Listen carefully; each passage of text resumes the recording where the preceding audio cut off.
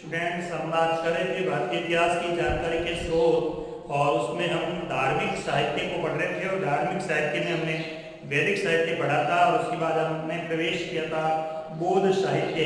तो हम पढ़ रहे थे बौद्ध साहित्य को भारतीय इतिहास की जानकारी के स्रोत, और स्रोतों में हम बौद्ध साहित्य का अध्ययन कर रहे थे।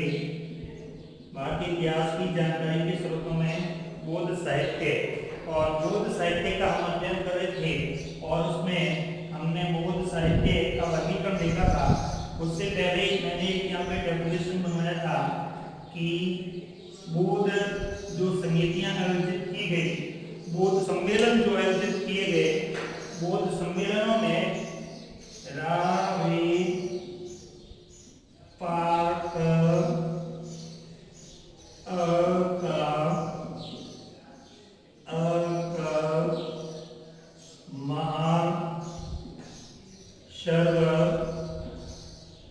मोगली, वसु, ये टेबुलेशन था हमारा, और इस टेबुलेशन को हमें याद करना था। ये बौद्ध सम्मेलन थे, बौद्ध समितियां थी। इसमें से हमारे बोर्ड में सवाल पूछा जाता है। पिछले बोर्ड में 2018 में एक सवाल पूछा गया है कि चौथी बौद्ध समिति के शासक के काल में आयोजित की गई। 2019 का जो भी पेपर हुआ उसमें भी सवाल पूछा गया है। 2018 में 2-3 सवाल पूछे गए। तो ध्यान देना, ये 4 बौद्ध समितियां हैं, यानी बुद्ध के निर्माण, महापरिनिर्वाण, बुद्ध के महापरिनिर्वाण, बुद्ध का महापरिनिर्वाण कुशीनारा में हुआ था 484 ईसा पूर्व में, और बुद्ध के महापरिनिर्वाण के बाद ही बौद्ध साहित्य की शुरुआत हुई थी। और देखिए, तो पहली जो समिति हुई है वो इसके बुद्ध के महापरिनिर्वाण के 1 वर्ष बाद, यानी 483 ईसा पूर्व में इसका BC बिफोर क्राइस्ट एरा से शुरू हुआ था, यानी 1 वर्ष बाद। और इसके 100 वर्ष बाद, यानी 383 ईसा पूर्व में ये दूसरी बौद्ध समिति हुई। पहली बौद्ध समिति का आयोजन राजगढ़ में हुआ। शासक अजयवंश का अजातशत्रु था, और अध्यक्षता की थी मां कच्छप ने। दूसरी बौद्ध समिति का आयोजन वैशाली में हुआ था। शिशुनाग वंश के शासक थे कालाशोक, और सर्वकामिनी ने इसकी अध्यक्षता की थी। तीसरी बौद्ध समिति का आयोजन पाटलिपुत्र में हुआ था। सम्राट अशोक की अध्यक्षता में, सम्राट अशोक मौर्य वंश के शासक थे, और अशोक के गुरु थे मोगलीपुत्र तीस्त ने इसकी अध्यक्षता की थी। और चौथी बौद्ध समिति कश्मीर के कुंडल वन में आयोजित की गई। इसमें शासक थे कनिष्क, जो कुषाण वंश के शासक थे, और अध्यक्षता की थी वसुमित्र ने। तो ये याद रखना है फॉर्मूला, रावे पाक महासर्व मोगली वसु, रावे पाक अकार महासर्व मोगली वसु। ये फॉर्मूला ध्यान में रहेगा, क्योंकि ये फॉर्मूला फॉलो होता है बौद्ध साहित्य में, और आगे भी जो सवाल इस फॉर्मूले में से पूछे जाते हैं। तो हम यहाँ बात कर रहे थे कि बौद्ध साहित्य में हमने पढ़ा था, पहला था त्रिपिटक का शाब्दिक अर्थ बता दिया था। त्रिपिटक का शाब्दिक अर्थ 3 टोकरियां हैं। ये त्रिपिटक साहित्य सबसे पहले आया। विशेष तौर पर जो ये साहित्य है वो पाली भाषा में, यहाँ की जो भाषा है बोलचाल की भाषा थी, स्थानीय भाषा पाली, तो पाली भाषा में बौद्ध साहित्य लिखा गया है। और इस त्रिपिटक में हमने बात की थी कि यहाँ 3 पिटक थे। सुत्पिटक को हमने देखा था, सुत्पिटक साहित्य। उसके बाद हमने देखा था विनय पिटक साहित्य को हमने देखा था। उसके बाद है अभिधम पिटक को हम पढ़ रहे थे, अभिधम पिटक जो सबसे पहला भाग है सुत्पिटक। पहला और दूसरा सुत्पिटक और विनय पिटक, इन दोनों की जो रचना हुई है वो प्रथम बौद्ध समिति के आयोजन के समय की गई। प्रथम बौद्ध समिति के समय इन दोनों की रचनाएं हुई है। सुत्पिटक की रचना करने का सही है बुद्ध के शिष्य आनंद को, और बुद्ध के शिष्य आनंद ने सुत्पिटक में बुद्ध की जो शिक्षाएं हैं, उन शिक्षाओं का संकलन किया। और विनय पिटक को संकलित करने का श्रेय है बुद्ध के दूसरे शिष्य उपाली को, और पाली में इस रचना में जो बुद्ध के बौद्ध संघ के यानी बौद्ध संघ के बौद्ध भिक्षुओं के लिए जो नियम बनाए गए हैं, कानून बनाए गए हैं, उन नियमों का विवरण विनय पिटक में है। और जो तीसरी बौद्ध समिति है, इस समय तीसरी बौद्ध समिति के समय अभिधम्म पिटक की रचना की गई। अभिधम्म पिटक में बौद्ध दर्शन का उल्लेख है। बुद्ध का जो दर्शन है, दर्शन से संबंधित जो भी बातें हैं वो अभिधम्म पिटक में है। और अभिधम्म पिटक का संकलन है वो तीसरी बौद्ध समिति पाटलिपुत्र में जो अशोक के समय मौर्यपुत्र की अध्यक्षता में हुई थी, उसमें इसका निर्माण हुआ था। सुत्त पिटक को जब हम देखते हैं तो इसकी निकाय है, इसके भागों को हम निकाय कहते हैं। और इसकी मुख्यतः हमने देखे थे 5 निकाय है, 5 प्रमुख निकाय माने गए हैं।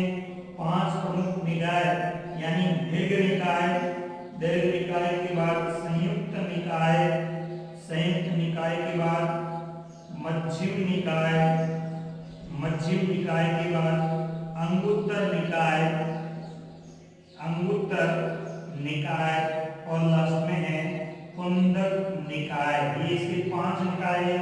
इनमें से हमारे ऐतिहासिक स्रोतों की दृष्टि से महत्वपूर्ण है वो है अंगुत्तर निकाय। ध्यान रहे, अंगुत्तर निकाय में 16 महाजनपदों का उल्लेख है। अंगुत्तर निकाय में बुद्ध के जीवन से संबंधित, बुद्ध की शिक्षाओं से संबंधित बहुत सारी बातें हैं अंगुत्तर निकाय में उल्लेखित हैं।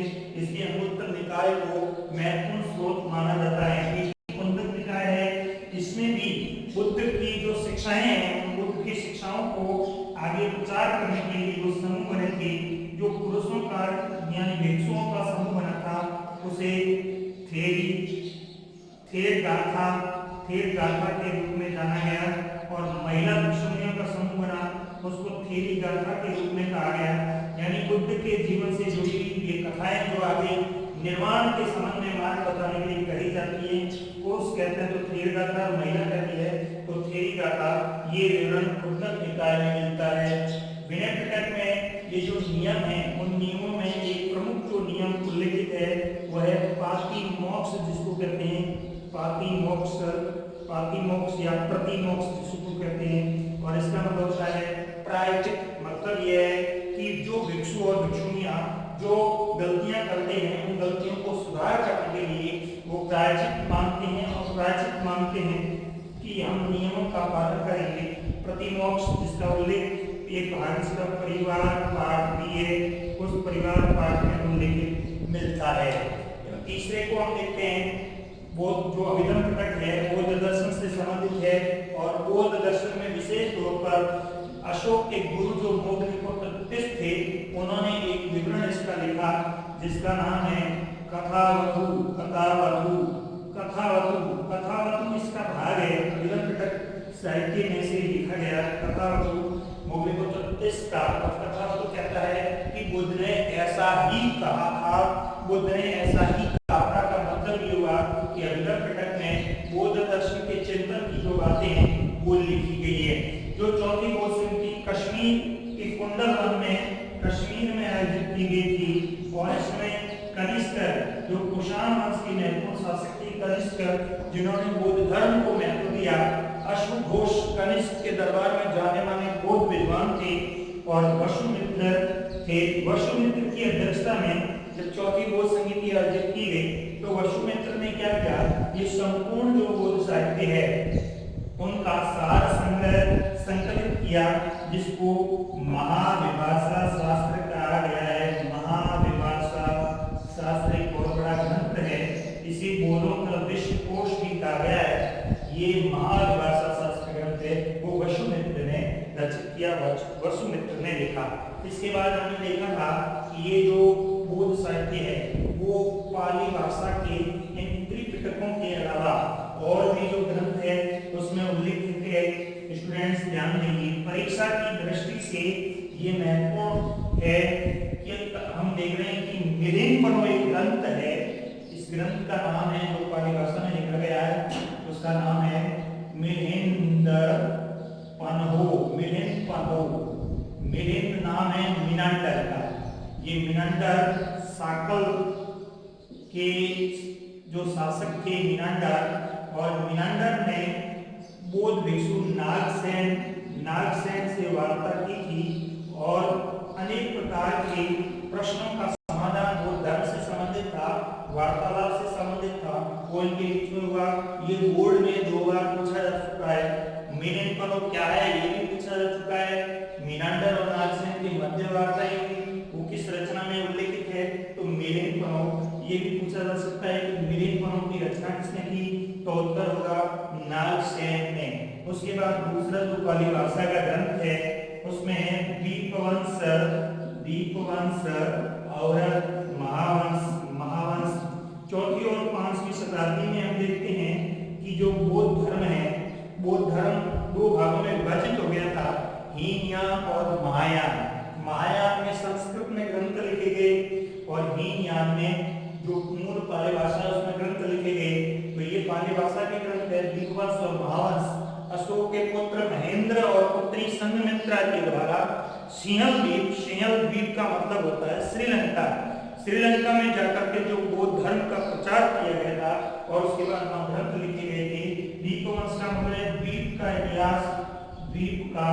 इतिहास और द्वीप कहते हैं सिंहल द्वीप को, और महावंश का मतलब है महान का इतिहास, यानी श्रीलंका में जो महात्मा बुद्ध का जो इतिहास है इन 2 ग्रंथों में लिखा गया।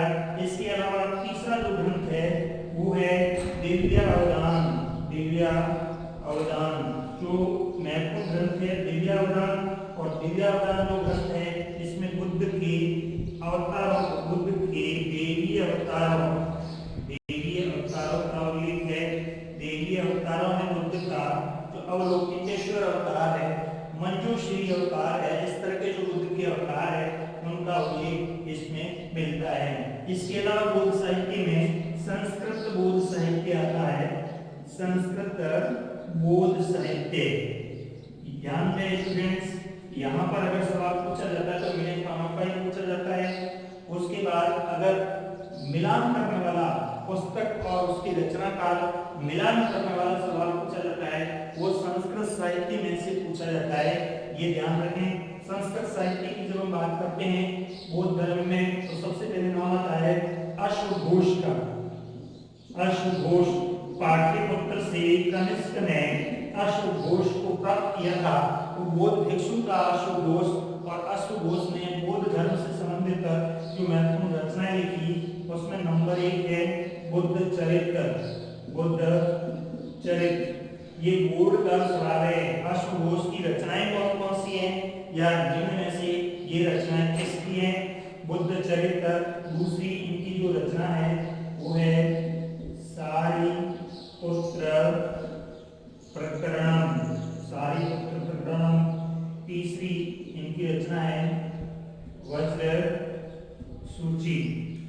ये जो रचना है महत्वपूर्ण तीनों रचना जो है वो अश्वघोष की है। कनिष्क के दरबार के महान बुद्ध भिक्षु थे, इन्होंने इस तरह की रचनाएं लिखी।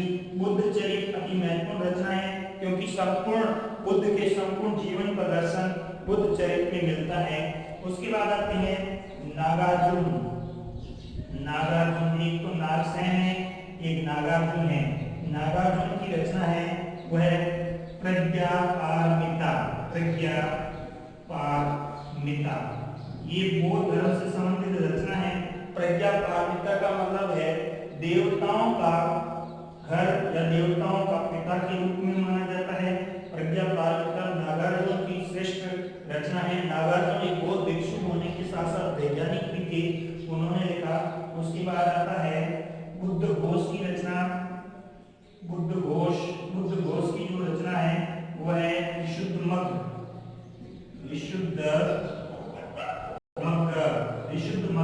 घोष की रचना है। विशुद्ध मग्ग बुद्ध घोष की रचना है। और विशुद्ध मग्ग को त्रिपिटकों की कुंजी कहा जाता है। जो त्रिपिटक साहित्य है उसकी कुंजी विशुद्ध मग्ग को कहा जाता है, जो बुद्ध घोष की रचना है। उसके बाद आता है वसुमित्र की जो रचना है वो हमने पढ़ी है महाविभाषा शास्त्र। तो इस तरह से कुछ संस्कृत साहित्य रचनाएं भी बौद्ध धर्म से संबंधित है। इसके बाद आगे हम बात करते हैं जैन साहित्य स्रोत, यानी बौद्ध साहित्य स्रोत के बाद आता है जैन साहित्य स्रोत। स्टूडेंट्स, बौद्ध साहित्य स्रोत में त्रिपिटक क्या है हमारा सवाल बनता है। उसके बाद मिलन पदों का परिचय, ये हमारा सवाल बनता है। और उसके बाद पुस्तक और उसके लेखक मिलान करने वाला सवाल वो बनता है। इसके अलावा जो बौद्ध साहित्य संगम हुए, बौद्ध साहित्य सम्मेलन हुए, उससे संबंधित सवाल पूछे जाते हैं। अब हम बात करते हैं जैन साहित्य की। ध्यान रहे, जैन साहित्य जो जैन परंपरा से संबंधित है। और जैन परंपरा में जिन मतलब विजेता, विजेता कौन, जो इस संसार को जीतने वाले महावीर स्वामी, या इनको कौन केवलीन कह सकते हैं। केवलीन यानी केवल ज्ञान की प्राप्ति करने वाले केवलीन कहलाते हैं। इन्हें हम तीर्थंकर भी कहते हैं। तीर्थंकर यानी ऐसे लोग जो इस संसार में रहते हुए सांसारिक गतिविधियों के संबंध में जागृत करते हुए, ज्ञान देते हुए हमें जो मोक्ष के मार्ग की ओर ले जाते हैं, इनको तीर्थंकर कहते हैं। और इस जैन परंपरा में जो प्रथम तीर्थंकर थे वो थे ऋषभदेव। ऋषभदेव जिनको हम आदिनाथ के नाम से जानते हैं। और 23वें तीर्थंकर हुए। 23वें वो थे पार्श्वनाथ। और 24वें तीर्थंकर वो थे महावीर स्वामी। ध्यान दीजिए, महावीर स्वामी ने जैन परंपरा में जो समाज सुधार का कार्य किया, जो नवीन परंपराओं का कार्य किया, जो नवीन सुधार के जो सिद्धांत दिए, उन सब सिद्धांतों का संकलन महावीर स्वामी के मोक्ष के बाद, महावीर स्वामी के निर्माण के बाद उनके शिष्यों ने उसका संकलन किया और उसका वर्गीकरण किया। उसे हम जैन साहित्य के रूप में जानते हैं।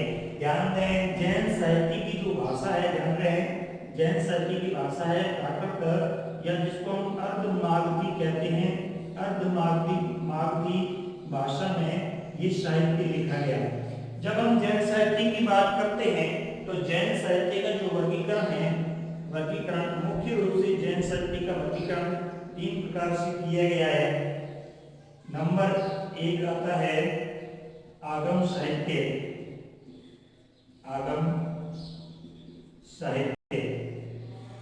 नंबर 2 आता है पूर्वा या मूल साहित्य। और नंबर 3 पे आता है अन्य या क्षेत्रीय साहित्य। परीक्षा की दृष्टि से यहाँ जैन साहित्य में महत्वपूर्ण है आगम साहित्य। जिस प्रकार बौद्ध साहित्य में एक परंपरा है जिसको अपन जातक कहते हैं। ये जातक परंपरा बौद्ध साहित्य में है। जातक क्या है? जो बुद्ध हुए, उन बुद्ध से पहले 550 जो कथाएं लिखी गई है 550, वो ऐसी कई बुद्ध हुए। ऐसा माना जाता है कि बोधिसत्व के रूप में बुद्धों का अवतरण हुआ और उनकी जो कथाएं 550 उनकी जातक कथाएं कहते हैं, यानी बुद्ध के पूर्व जन्म की कथाएं हैं, वो जातक कथाएं। कभी कभी स्टूडेंट कंफ्यूज होता है जातक कथा और आगम में कि आगम किसका है और जातक किसका है।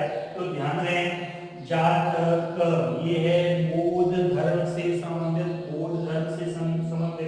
और आगम साहित्य है वो जैन परंपरा से संबंधित है।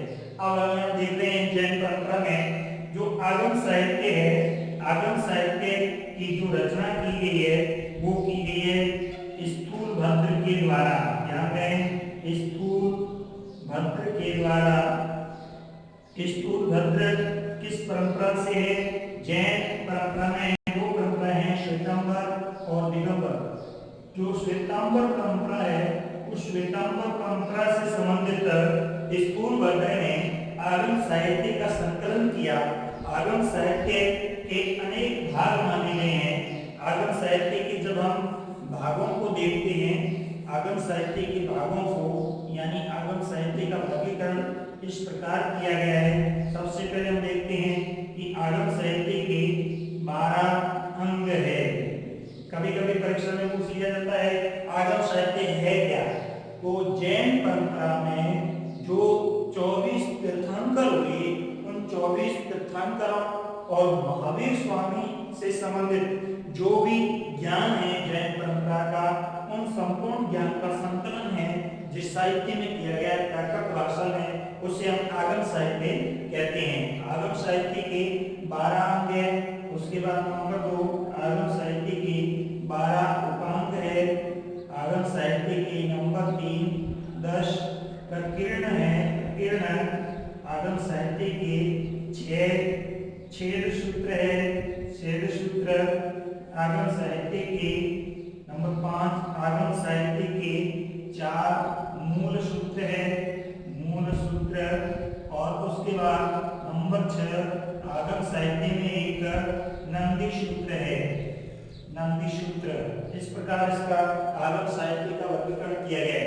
देखिए जो 12 अंग है, 12 अंगों में प्रमुख रूप से दो, एक आचारांग सूत्र, आचारांग सूत्र, और दूसरा है भगवती सूत्र, भगवती सूत्र। ऐसे इसके 12 सूत्र है। लेकिन ध्यान रखें कल्प सूत्र, कल्प सूत्र इसका भाग नहीं है। इस सूत्र साहित्य का कल्प सूत्र भाग नहीं है। ध्यान रखें कल्प सूत्र अलग से लिखी गई रचनाएं भरप्रभाव की, कल्प सूत्र अलग से लिखी गई रचनाएं इस 12 अंगों में शामिल नहीं है।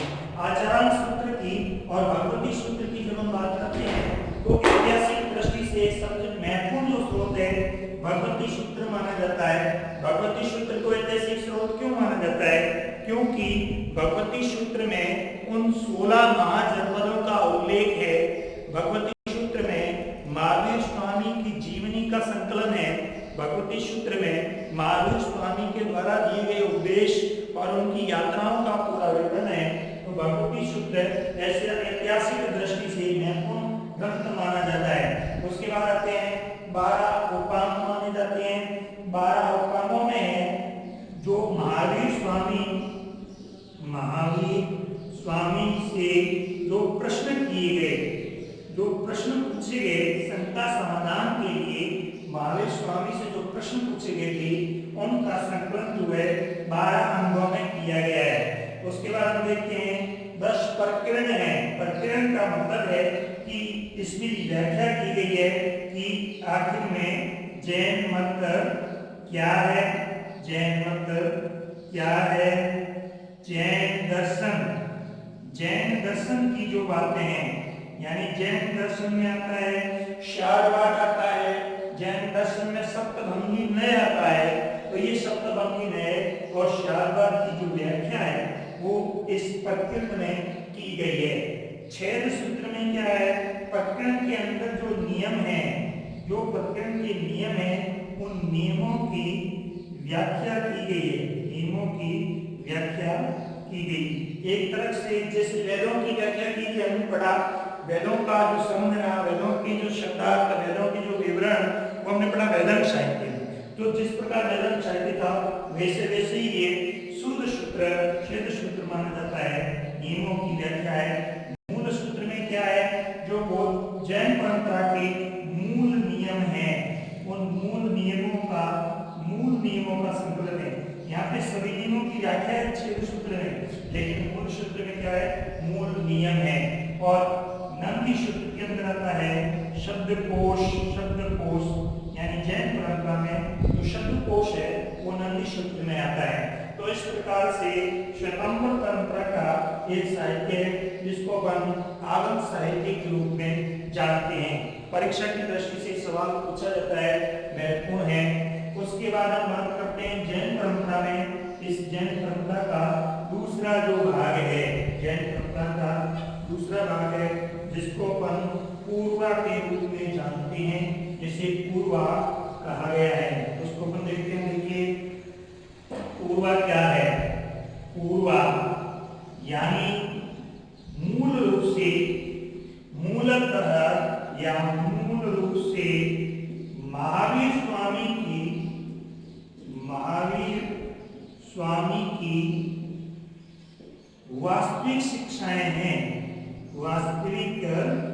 शिक्षाएं जो है, वास्तविक शिक्षाएं जो महावीर स्वामी की वास्तविक शिक्षाएं हैं, महावीर स्वामी की वास्तविक शिक्षाओं का जो संकलन है वो सबसे पहले भद्रबाहु ने ही किया। ध्यान है, जो पूर्वा है इनकी संख्या है 14 और इन 14 पूर्वों को भद्रबाहु, वो स्थूल भद्र थे, ये भद्रबाहु है।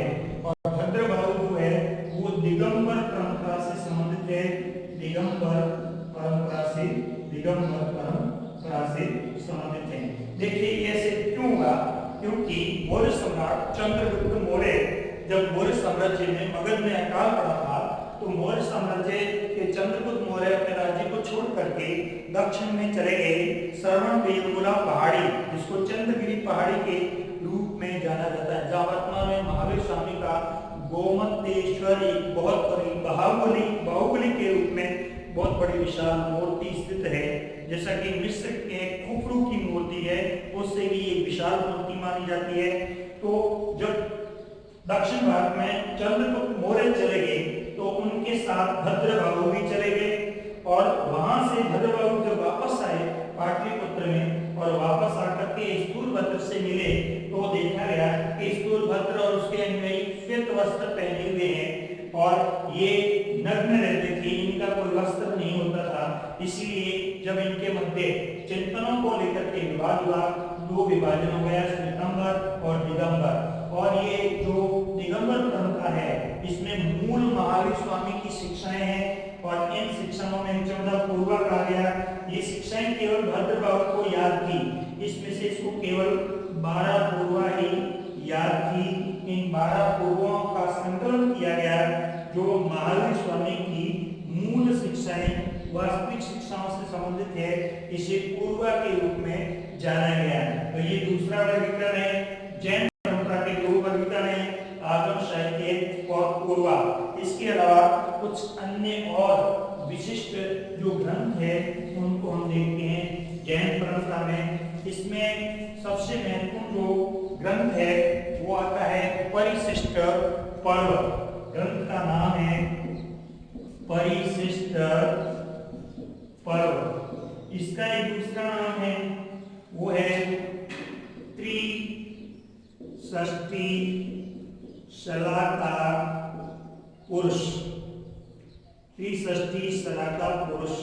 अब ये त्रिषष्टि शलाका पुरुष कौन है? ये जो तीर्थंकर हुए जैन परंपरा में, वो तीर्थंकर त्रिषष्टि शलाका पुरुष माने जाते हैं। और इस जो ग्रंथ है इसका संकलन किया हेमचंद्र ने, हेमचंद्र सूरी के द्वारा इसका संकलन किया गया। याद रहे, जैन परंपरा में जब हम संस्कृत साहित्य को या जैन साहित्य, उत्तर जैन साहित्य को देखते हैं तो उसमें सर्वाधिक महत्वपूर्ण ग्रंथ माना जाता है परिशिष्ट पर्व, जिसका दूसरा नाम है त्रिषष्टि शलाका पुरुष। इसके अलावा एक रचना है उद्योतम सूरी की, उद्योतम सूरी की रचना है जिसका नाम है अमूल्य माला। अमूल्य माला में गुणों के आकलन का उल्लेख मिलता है। महत्वपूर्ण ऐतिहासिक स्रोत माना जाता है उद्योतम सूरी की रचना अमूल्य माला, जिसमें गुणों का उल्लेख मिलता है। तो परीक्षा की दृष्टि से यहाँ पर जैन परंपरा में 3 बातें हैं, आगम साहित्य, पूर्वा और उसके बाद आता है परिशिष्ट पर्व। तो इस तरह से हम जैन साहित्य, बौद्ध साहित्य का अध्ययन करते हैं तो हमारा जो साहित्य स्रोत का बिंदु जो है ऐतिहासिक जानकारी के स्रोतों में वो पूर्ण हो जाता है। और साहित्य स्रोतों के बाद में जब हम देखते हैं तो वह धर्मेतर साहित्य, धार्मिक साहित्य के बाद दूसरा जो बिंदु है वो है धर्मेतर साहित्य। धर्मेतर साहित्य, जब हम धर्मेतर साहित्य का वर्गीकरण कर लेते हैं, धर्मेतर साहित्य के वर्गीकरण को जब हम देखते हैं तो इसके अंदर आता है ऐतिहासिक साहित्य, ऐतिहासिक साहित्य, और ऐतिहासिक साहित्य के बाद आता है लौकिक साहित्य, और लौकिक साहित्य के बाद आता है क्षेत्रीय साहित्य, और क्षेत्रीय साहित्य के बाद आता है विदेशी साहित्य स्रोत, विदेशी साहित्य स्रोत। स्टूडेंट्स ध्यान देंगे इस बिंदु में से परीक्षा की दृष्टि से हमारे जो महत्वपूर्ण सवाल बनते हैं उनकी हम बात करेंगे। ऐतिहासिक स्रोतों में आता है राजतरंगिणी, राजतरंगिणी, कल्याण की राजतरंगिणी ऐतिहासिक दृष्टि से महत्वपूर्ण स्रोत है। दूसरी है अर्थशास्त्र, अर्थशास्त्र, कौटिल्य की रचना अर्थशास्त्र। देखिए ऐतिहासिक स्रोतों में ये दो ऐसी रचनाएं हैं जिनके बारे में 4 नंबर के सवाल पूछे जाते हैं, जिनके बारे में टिप्पणी लिखना पूछा जाता है।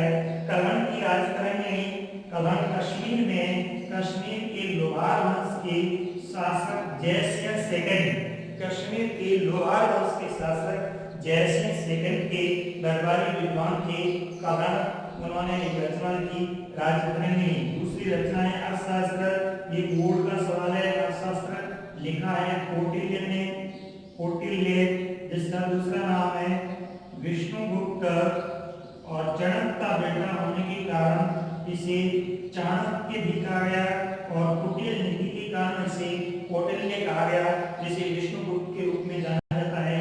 इन्होंने अर्थशास्त्र लिखा। अर्थशास्त्र लोक प्रशासन की दृष्टि से और राजनीति की दृष्टि से महत्वपूर्ण ग्रंथ माना जाता है। जब हम लौकिक साहित्य का अध्ययन करेंगे तो लौकिक साहित्य में आएगा संस्कृत साहित्य, यानी संस्कृत साहित्य, और संस्कृत साहित्य में विशेष तौर पर कालिदास, कालिदास की रचना विशाखादत्त, विशाखादत्त की मुद्रा राक्षस रचना, शुद्रक की मृच्छकटिकम रचना। उसके बाद क्षेत्रीय साहित्य को हम देखते हैं, तो यहाँ पे क्षेत्रीय साहित्य में अध्ययन करेंगे हम तेलुगु साहित्य, तमिल साहित्य और राजस्थानी साहित्य, ये क्षेत्रीय साहित्य की श्रेणी में आता है। जब हम विदेशी साहित्य स्रोतों का अध्ययन करते हैं तो यहाँ विदेशी साहित्य स्रोतों में आता है मैगस्थनीज की, मैगस्थनीज,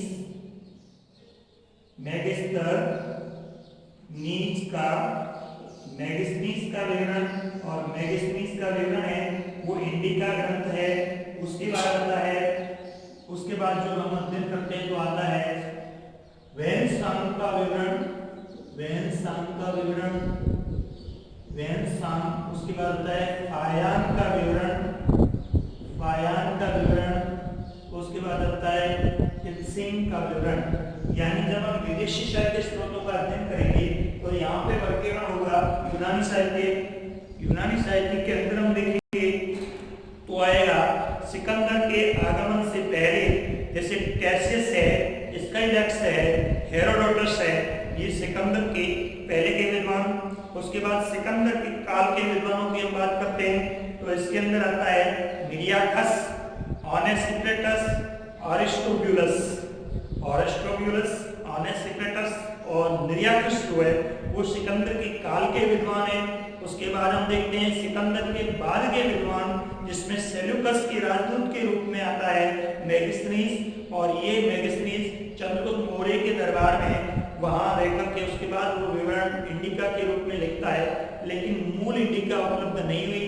या इंडिका के विवरण के रूप में हम पढ़ते हैं प्लिनी का विवरण पढ़ते हैं, स्ट्रेबो का विवरण पढ़ते हैं, प्लूटार्क का विवरण पढ़ते हैं, और एक एरियन विद्वान हुए, एरियन की एक इंडिका और है उसको पढ़ते हैं। उन विवरणों के आधार पर हम कहते हैं कि ये समस्त विवरण है वो मेगास्थनीज की इंडिका से लिया गया है, जबकि मूल इंडिका अभी तक उपलब्ध नहीं हुई है। उसके बाद हम चीनी साहित्य स्रोतों की बात करते हैं तो फायान आता है जिन्होंने फाको की रचना लिखी। उसके बाद वेन्सांग हर्षवर्धन के काल में आता है, वेन्सांग ने सीयू की लिखा। उसके बाद 7वीं शताब्दी के बाद इत्सिंग आता है जिन्होंने चीनी विवरण लिखा। इस तरह से धर्मेतर साहित्य का हम वर्गीकरण करके अध्ययन करते हैं, तो हम इससे आगे विस्तृत अध्ययन कल करेंगे।